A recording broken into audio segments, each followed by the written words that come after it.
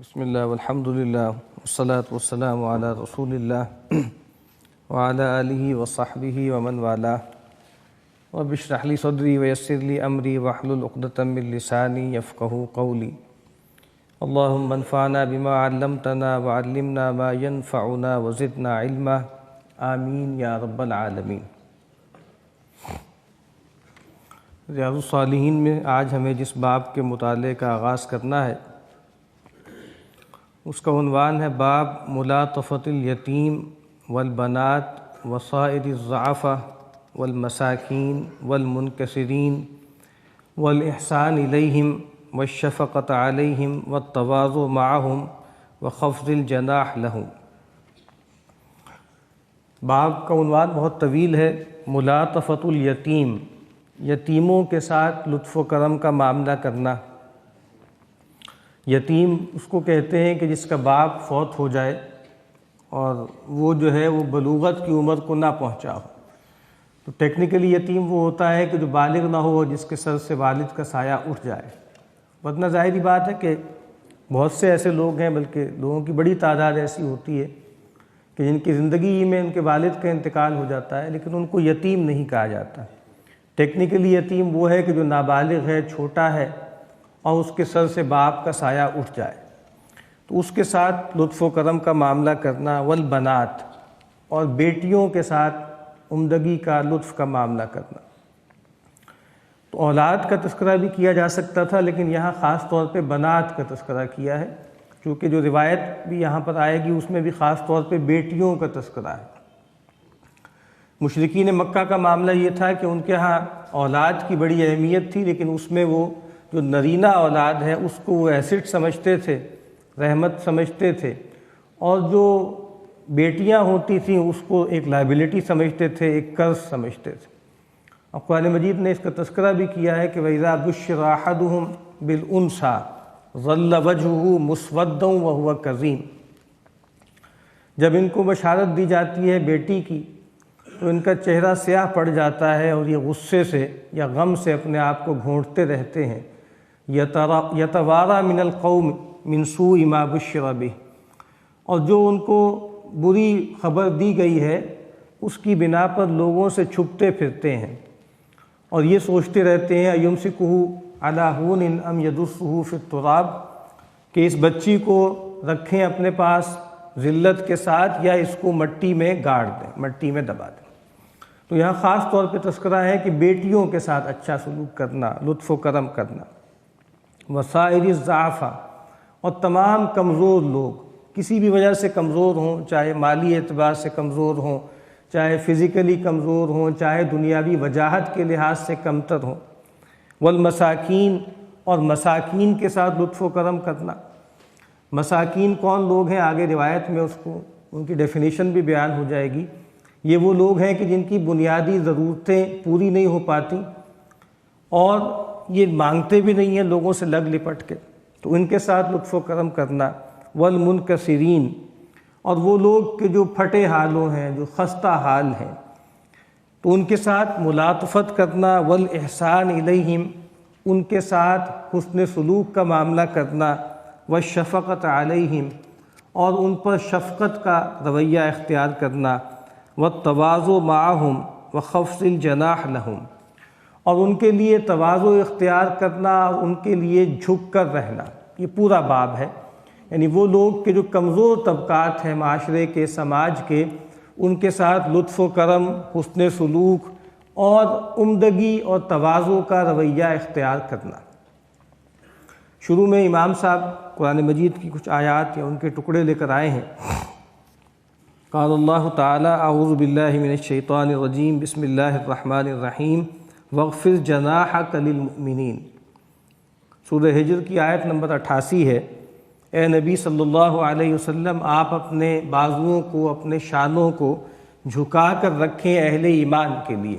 جناح ویسے تو پروں کو کہتے ہیں، گویا اس میں اصل میں جو تشبیہ ہے وہ جیسے پرندہ ہوتا ہے، پرندہ اپنے بچوں کو جو ہے اپنے پروں کے نیچے چھپا لیتا ہے، رحمت سے، شفقت سے، حفاظت کے لیے۔ تو یہاں نبی اکرم صلی اللہ علیہ وسلم سے فرمایا جا رہا ہے کہ جو اہل ایمان، جو لوگ آپ پر ایمان لائے ہیں، ان کے ساتھ رحمت و شفقت کا معاملہ کیجیے، ان کے ساتھ لینت کا معاملہ کیجیے۔ وقال تعالی واصبر نفسک مع الذین یدعون ربهم بالغداة والعشی یریدون وجہہ۔ اے نبی صلی اللہ علیہ وسلم، آپ اپنے آپ کو روک کر رکھیے، تھام کر رکھیے ان لوگوں کے ساتھ جو اپنے رب کو صبح و شام پکارتے ہیں، اس کی رضا کے طالب ہیں۔ ولا تعد عیناک عنہم ترید زینۃ الحیات الدنیا، اپنی نگاہوں کو ان سے تجاوز نہ کیجیے، ان سے مت ہٹائیے دنیا کی زندگی کی زینت کے لیے، اس کے طالب بن کے ان پر سے نگاہ التفات مت ہٹائیے۔ یہ جو آیت ہے یہ پچھلے باب کے شروع میں بھی آئی تھی۔ وقال تعالی فاما الیتیم فلا تقہر واما السائل فلا تنہر، یہ سورہ ضحیٰ کی آیات ہیں۔ پس جو یتیم ہے تو اس کو مت دبائیے، واما السائل فلا تنہر، اور جو سائل ہے اس کو جھڑکیے مت۔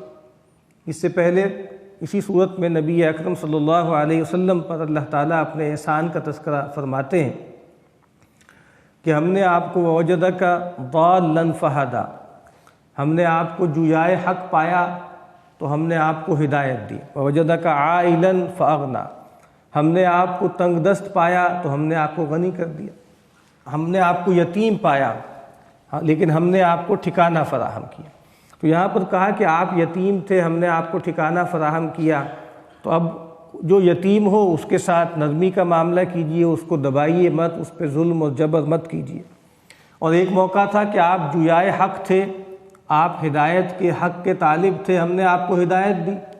اب اگر آپ کے پاس کوئی سائل آئے کوئی چیز پوچھنے کے لیے، کوئی سوال کرنے کے لیے، تو آپ اس کو مت جھڑکیے۔ اور اسی طریقے سے آپ تنگ دست تھے، عائلا فاغنا، تو ہم نے آپ کو غنی کر دیا۔ تو اب کوئی سائل آئے یعنی سوال کرنے کے لیے آئے، آپ سے کوئی مال مانگنے آئے تو اس کو مت جھڑکیے۔ تو سائل دونوں معنوں میں ہے، سائل وہ بھی ہے جو آپ سے علم کی بات پوچھ رہا ہے، اور سائل وہ بھی ہے جو آپ سے مال طلب کر رہا ہے۔ اس کے بعد سورہ معاون کی ابتدائی آیات امام صاحب لے کر آئے ہیں۔ ارأیت الذی یکذب بالدین، کہ آپ نے دیکھا اس شخص کو، اس کی حالت پر غور کیا جو جزا و سزا کو جھٹلاتا ہے یا دین کی تکذیب کرتا ہے۔ فذلک الذی یدعو الیتیم، تو پس یہ وہی شخص ہے جو یتیم کو دھکے دیتا ہے۔ یتیم کو دھکے دینے کا مطلب کیا ہے کہ اگر کوئی یتیم اس کے زیر تربیت ہے، اس کی کفالت میں ہے، یا اس کا کوئی عزیز تھا وہ فوت ہو گیا، اس کا بیٹا ہے، تو اس کے مال پہ قبضہ کر لیتے تھے وہ لوگ اور یتیم کو دھکے دے کے نکال دیتے تھے۔ یا اگر کوئی یتیم سوال کرنے آئے تو اس کو دھتکار دیتے تھے، یا اگر کوئی یتیم ان کی کفالت میں رہتا ہے ہر وقت اس کے ساتھ ڈانٹ ڈپٹ کا معاملہ کرتے تھے۔ تو ان تمام چیزوں کے بارے میں کہا کہ یہ وہ شخص ہے کہ جو یتیموں کو دھکے دیتا ہے، یتیموں کو دھتکارتا ہے۔ ولا یحض علی طعام المسکین، اور یہ مسکین کے کھانے پر ابھارتا نہیں ہے۔ قرآن مجید میں کچھ جگہوں پہ جہاں بتایا گیا نا کہ لوگ جہنم میں پہنچیں گے تو ان سے پوچھا جائے گا کہ ما سلککم فی سقر، تم جہنم میں کیسے آئے، تم کیسے جہنم میں جا پڑے؟ تو وہ کہیں گے کہ ہم لم نکو من المصلین، ہم نماز نہیں پڑھتے تھے، نماز پڑھنے والوں میں سے نہیں تھے۔ ولم نکو نطعم المسکین، اور ہم مسکین کو کھانا نہیں کھلاتے تھے۔ تو مسکین کو کھانا کھلانا یہ اتنی بڑی بات ہے، اور اس سے انکار کرنا، اس سے دور رہنا، یہ اتنا بڑا جرم ہے کہ یہ انسان کو جہنم میں لے جانے کا سبب ہے۔ تو یہاں پر بھی فرمایا کہ بھلا وہ شخص کہ جو جزا و سزا کا انکار کرتا ہے کہ آپ نے اس کو دیکھا، یہ وہی شخص ہے جو یتیم کو دھتکارتا ہے اور مسکین کے کھانے پر ابھارتا نہیں ہے۔ اور ایک اور جگہ کہا نا کہ یہ لوگ جو ہیں ان کو کہا جائے گا کہ ان کو پکڑو اور ان کو باندھو، انہ کان لا یؤمن باللہ العظیم، یہ وہ شخص ہے جو عظمت والے اللہ پر ایمان نہیں رکھتا، ولا یحض علی طعام المسکین، اور مسکین کے کھانے پر ابھارتا نہیں۔ یعنی یہ نہیں کہا کہ مسکین کو کھانا کھلانے پہ نہیں ابھارتا، بلکہ کہا ہے کہ مسکین کے کھانے پہ۔ یعنی مطلب کیا ہے، مسکین کا کھانا ایک ذمہ داری ہے۔ جو متمول لوگ ہیں جن کے پاس دنیا میں مال ہے، ان کے ذمے ہے کہ وہ جو حق بنتا ہے مسکین کا اس کو دیں۔ قرآن مجید کہتا ہے کہ وفی اموالہم حق معلوم للسائل والمحروم، ان کے مالوں میں ایک متعین حق ہے سوال کرنے والے کے لیے اور اس کے لیے جو محروم ہے۔ تو یہاں پر بھی یہ بات فرمائی کہ یہ وہ شخص کا کردار ہے جو آخرت کا انکار کرتا ہے، یہ وہی شخص ہے جو یتیم کو دھتکارتا ہے اور مسکین کے کھانے پر ابھارتا نہیں ہے۔ وعن سعد بن ابی وقاص رضی اللہ تعالی عنہ قال، سیدنا سعد بن ابی وقاص رضی اللہ تعالی عنہ فرماتے ہیں کننا مع النبی صلی اللہ علیہ وسلم ستۃ نفر، سیدنا سعد فرماتے ہیں کہ ہم رسول اللہ صلی اللہ علیہ وسلم کے ساتھ 6 لوگ تھے۔ فقال المشرکون للنبی صلی اللہ علیہ وسلم، تو مشرکین نے نبی اکرم صلی اللہ علیہ وسلم سے یہ کہا، یہ مطالبہ کیا، اطرد ہؤلاء، یہ جو لوگ ہیں، جو تنگ دست لوگ ہیں، یہ جو نوجوان ہیں، دنیاوی اعتبار سے کم تر سٹیٹس پہ رہنے والے لوگ ہیں، ان کو اپنے سے دور کیجئے، ان کو اپنے سے ہٹائیے۔ لا یجترئون علینا، یہ لوگ ہم پر جری نہ ہو جائیں، یہ ہمارے منہ کو نہ آنے لگے۔ ظاہری بات ہے کہ جو مشرکین کا معاملہ تھا، ان کے ہاں ایک طرف سردار تھے، چودھری لوگ تھے، اور ایک طرف محروم طبقات تھے، غلام تھے، نوجوان تھے۔ تو نبی اکرم صلی اللہ علیہ وسلم پر ایمان لانے والے لوگ ابتداءً وہی لوگ تھے زیادہ تر کہ جو غلاموں کے طبقات سے تھے یا نوجوانوں میں سے تھے۔ تو یہاں پر بھی ایسے ہی لوگ بیٹھے ہوئے تھے رسول اللہ صلی اللہ علیہ وسلم کے پاس، جن کا آگے تذکرہ ہو رہا ہے۔ تو انہوں نے کہا کہ ہم آپ کی بات سنیں گے، آپ کی محفل میں آئیں گے اور آپ کی بات بھی ہم سنیں گے، لیکن آپ کے ارد گرد جو لوگ ہیں ہم ان کے ساتھ اٹھ بیٹھ نہیں سکتے، ہم ان کو اپنے ساتھ نہیں بٹھا سکتے۔ اور یہ چیز ان کے لیے بہت عجیب سی بات تھی، یعنی وہ خیال کرتے تھے کہ اگر یہ دین ہدایت ہے، اگر یہ دین کوئی خیر ہے، تو کیا انہی لوگوں کو اللہ تعالیٰ نے منتخب کیا ہے؟ دنیا کا خیر تو ہمیں ملا ہے، دنیا کی بھلائی تو ساری ہمیں ملی ہے، تو اگر یہ دین بھی خیر ہوتا تو ہمیں ملتا۔ اس لیے وہ کہتے تھے کہ ہؤلاء من اللہ علیہم من بیننا، کیا یہ لوگ ہیں، یہ تنگ دست، یہ فقیر، جن کو اللہ تعالیٰ نے جن پر احسان کیا ہے ہمارے مابین؟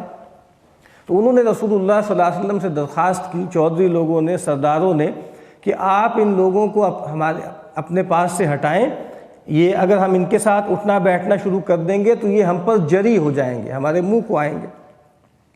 اور سیدنا سعد کہتے ہیں کہ کون لوگ تھے؟ وَكُنْتُ أَنَا وَابْنُ مَسْعُودٍ وَرَجُلٌ مِّنْ حُذَيْلَ وَبِلَالَ وَرَجُلَانِ لَسْتُ أُسَمِّيهِمَا، کہا کہ میں تھا، عبداللہ ابن مسعود تھے، قبیلہ حذیل کے ایک صاحب تھے، سیدنا بلال تھے، اور 2 لوگ تھے جن کا میں نام نہیں لیتا۔ دونوں طرح سے ترجمہ کیا گیا ہے کہ جن کا نام میں نہیں جانتا ہے، جن کا نام میں نہیں لیتا۔ کچھ لوگوں نے کہا کہ اس سے مراد سیدنا ابوبکر اور عمر تھے، تو ان کا مرتبہ چونکہ بلند تھا، وہ ظاہری بات ہے کہ فقراء کے طبقے میں سے نہیں تھے اور کمزور طبقات میں سے نہیں تھے، اس وجہ سے سیدنا سعد نے ادباً ان کا نام نہیں لیا کہ یہ 6 لوگ وہاں موجود تھے۔ تو ایسے موقع پر مشرکین نے نبی اکرم صلی اللہ علیہ وسلم سے مطالبہ کیا کہ آپ ان لوگوں کو اپنے سے ہٹائیے، دور کیجیے۔ فوقع فی نفس رسول اللہ صلی اللہ علیہ وسلم ما شاء اللہ ان یقع فحدث نفسہ، تو رسول اللہ صلی اللہ علیہ وسلم کے جی میں آیا جو اللہ نے چاہا، وہ آپ کے جی میں آیا، اور آپ نے اپنے آپ سے کچھ بات کی، آپ نے اپنے جی میں کچھ سوچا، یعنی آپ نے یہ سوچنا شروع کیا کہ یہ جو لوگ ہیں، سردار ہیں، یہ چودھری ہیں، یہ انفلوئنشل ہیں، اور یہ اگر ایمان لے آئیں گے تو ایک کے ایمان لانے سے پورا طبقہ، پورا قبیلہ ایمان لے آئے گا، اور یہ جو میرے ساتھ لوگ بیٹھے ہیں، یہ میرے ظاہری بات ہے مجھ سے محبت کرتے ہیں، مجھ پر ایمان لانے والے ہیں، مجھ پر مر مٹنے والے ہیں، اگر میں ان کو ذرا کچھ دیر کے لیے دور بھی ہٹا دوں تو ظاہری بات ہے یہ لوگ برا تو نہیں مانیں گے، ان کو ظاہری بات ہے کہ یہ بات بری نہیں لگے گی، اور بس یہ لوگ اگر میں ان کو دعوت دے دوں اور یہ ایمان لے آئیں تو اچھا ہو جائے گا۔ تو جیسے ایسا کوئی خیال رسول اللہ صلی اللہ علیہ وسلم کے جی میں پیدا ہونا شروع ہوا۔ فانزل اللہ تعالی، تو اللہ تعالیٰ نے پھر یہ آیت اتاری، سورہ انعام کی آیت نمبر 52، وَلَا تَطْرُدِ الَّذِينَ يَدْعُونَ رَبَّهُمْ بِالْغَدَاةِ وَالْعَشِيِّ يُرِيدُونَ وَجْهَهُ، اے نبی آپ ان لوگوں کو اپنے سے دور مت کیجئے جو اپنے رب کو پکارتے ہیں صبح و شام اس کی رضا چاہتے ہوئے۔ تو اللہ کے نبی صلی اللہ علیہ وسلم کو منع کر دیا گیا کہ آپ ان لوگوں کی تالیف قلب کے لیے یہ جو لوگ ہیں جو دبے ہوئے ہیں، پسے ہوئے ہیں، کمزور طبقات ہیں، ان کو اپنے سے دور مت کیجیے۔ یہ آپ پر ایمان لانے والے ہیں اور آپ ان کو اپنے ساتھ جوڑ کر رکھیے۔ اسی لیے فرمایا کہ وَإِذَا جَاءَكَ الَّذِينَ يُؤْمِنُونَ بِآيَاتِنَا فَقُلْ سَلَامٌ عَلَيْكُمْ، جب وہ لوگ آپ کے پاس آئیں جو اللہ کی آیات پر ایمان رکھتے ہیں تو آپ ان سے کہیے کہ تم پر سلامتی ہو۔ كَتَبَ رَبُّكُمْ عَلَى نَفْسِهِ الرَّحْمَةَ، تمہارے رب نے اپنے اوپر رحمت کو لکھ لیا ہے، فرض کر لیا ہے، طے کر لیا۔ تو نبی اکرم صلی اللہ علیہ وسلم کو منع کر دیا گیا کہ مشرکین کے سرداروں کی فرمائش پر ان لوگوں کو آپ اپنے سے دور نہ کریں۔ تو یہ لوگ کون تھے؟ پست طبقات تھے، ضعیف طبقات میں سے تھے، فقراء میں سے تھے، لیکن ان کا یہ اکرام گویا اللہ تعالیٰ نے کیا ہے۔ وعن حبیرہ عائذ بن عمرو المزنی وہو من اہل بیعۃ الرضوان رضی اللہ تعالی عنہ، سیدنا ابو حبیرہ عائذ بن عمرو المزنی کہتے ہیں، روایت کرتے ہیں، اور وہ اہل بیعت رضوان میں سے ہیں۔ یعنی بیعت رضوان جیسے بدر میں جو لوگ شریک ہوئے تھے، یہ ایک بڑا بینچ مارک تھا، اس لیے ایک روایتوں میں کسی صحابی کا تذکرہ آتا ہے تو بیان ہوتا ہے کان شہید بدرن، کہ یہ بدر میں موجود تھے۔ اسی طریقے سے وہ لوگ کہ جنہوں نے نبی اکرم صلی اللہ علیہ وسلم کے ہاتھ پر بیعت کی حدیبیہ میں، ایک جو ہے کیکر کے درخت کے نیچے، ان لوگوں کو کہا جاتا ہے کہ یہ اہل بیعت رضوان، انہوں نے بیعت رضوان کی۔ بیعت رضوان اس لیے کہا جاتا ہے کیونکہ اللہ تعالیٰ کی طرف سے ان لوگوں کے لیے اپنی رضا کا اعلان ہو گیا۔ لقد رضی اللہ عن المؤمنین اذ یبایعونک تحت الشجرہ، بے شک اللہ تعالیٰ راضی ہو گیا ان اہل ایمان سے جنہوں نے آپ سے درخت کے نیچے بیعت کی۔ تو یہ بیعت رضوان کرنے والے لوگوں میں سے تھے۔ وہ کہتے ہیں ان ابا سفیان اتی علی سلمان و صہیب و بلال فی نفر فقالوا، ابو سفیان آئے جب گزرے سیدنا سلمان اور صہیب اور بلال رضی اللہ تعالی عنہم کے پاس سے، اور لوگ بھی وہاں موجود تھے، اور یہ واقعہ ہے صلح حدیبیہ جو ہے جب کی گئی، اس کے بعد اس کو توڑ دیا مشرکین نے۔ پھر لگتا یہ ہے کہ شاید یہ وہی واقعہ ہے کہ جب وہ صلح کی تجدید کے لیے آئے تھے، تو ان کا گزر ان لوگوں میں سے ہوا۔ اور یہ تینوں صحابہ کون ہیں؟ یہ صحابہ بھی ان طبقات میں سے تھے جو جن کو گھٹیا سمجھا جاتا تھا، کمتر سمجھا جاتا تھا، فقراء جو ہے وہ صحابہ میں سے تھے۔ فقالو، تو انہوں نے، ان تین لوگوں نے ابو سفیان سے کہا ما اخذت سیوف اللہ من عدو اللہ ما اخذہا، کہ ابھی اللہ تعالیٰ کی تلواروں نے اللہ کے دشمن سے اپنا حق وصول نہیں کیا۔ اب وہ وقت آنے والا ہے، اب ہمیں غلبہ ہونے والا ہے، اب اللہ کی جو تلواریں ہیں وہ اللہ کے دشمنوں سے اپنا حق جو ہے وہ وصول کریں گی۔ یعنی اب گویا تمہاری خیر نہیں ہے، اب گویا ہمیں اللہ تعالیٰ تمکن دینے والا ہے، غلبہ دینے والا ہے۔ فقال ابو بکر رضی اللہ عنہ، سیدنا ابو بکر بھی موجود تھے، انہوں نے فرمایا اتقولون ھذا لشیخ قریش و سیدہم، انہوں نے کہا کہ بھئی تم یہ بات کر رہے ہو قریش کے ایک بزرگ آدمی پر اور ایک ان کے جو سردار کو کہہ رہے ہو، یہ بڑے آدمی ہیں، ان کا بڑا مرتبہ ہے، تو بہرحال ان کی تعلیف قلب کے لیے انہوں نے یہ بات کہی کہ تم ان کے بارے میں ایسی بات کیوں کہہ رہے ہو۔ فاتى النبی صلی اللہ علیہ وسلم فاخبرہ، تو سیدنا ابو بکر نبی اکرم صلی اللہ علیہ وسلم کی خدمت میں آئے اور ساری بات بیان کی کہ ایسے ابو سفیان کا گزر ہوا تھا اور ان لوگوں نے یہ بات کہی اور میں نے ان کو ڈانٹا۔ فقال، تو اللہ کے نبی نے فرمایا یا ابا بکر لعلک اغضبتہم، اے ابو بکر کیا ایسا تو نہیں ہے کہ تم نے ان کو ناراض کر دیا ہو، یعنی اب جو ہے بلال کو اور صہیب کو اور سلمان کو۔ اور فرمایا لئن کنت اغضبتہم فقد اغضبت ربک، اگر تم نے ان لوگوں کو ناراض کیا تو تم نے اپنے رب کو ناراض کر دیا۔ یعنی ان کا مرتبہ اللہ تعالیٰ کے ہاں اتنا اونچا ہے، اتنے مرتبے کے لوگ ہیں، دنیاوی اعتبار سے کمتر ہیں لیکن اللہ تعالیٰ کے ولی ہیں، اللہ کے محبوب ہیں۔ اور اس طرح روایت میں آتا ہے کہ من عاد لی ولیا فقد آذنتہ بالحرب، جو میرے کسی ولی کے ساتھ دشمنی رکھتا ہے میرا اس کے ساتھ اعلان جنگ ہے۔ تو کہا کہ کیا تم ان کو ناراض تو نہیں کرائے؟ فاتاہم فقال، تو سیدنا ابوبکر پریشان ہو گئے، پریشان ہو کر واپس ان لوگوں کے پاس آئے۔ فقال، اور کہا یا اخوتاہ اغضبتکم، کیا میں نے تمہیں ناراض تو نہیں کیا؟ کیا میں نے تمہیں ناراض کر دیا ہے وہ بات کہہ کر؟ قالوا لا، انہوں نے کہا کہ نہیں، یغفر اللہ لک یا اخی، اے ہمارے بھائی اللہ تعالیٰ تمہیں معاف کرے، ہم تم پر ناراض نہیں ہوئے۔ تو اس روایت کے بھی جو بنیادی پیغام ہے وہ یہی ہے کہ سیدنا صہیب ہیں، سیدنا بلال ہیں، سیدنا سلمان ہیں، یہ دنیاوی اعتبار سے کمتر لوگ ہیں لیکن اللہ تعالیٰ کے ہاں ان کا مرتبہ بہت اونچا ہے، بہت اعلیٰ ہے۔ دعا ہے کہ اللہ تعالیٰ ہمیں نبی اکرم صلی اللہ علیہ وسلم کے فرامین کو سمجھنے اور ان پر عمل کرنے کی توفیق عطا فرمائے۔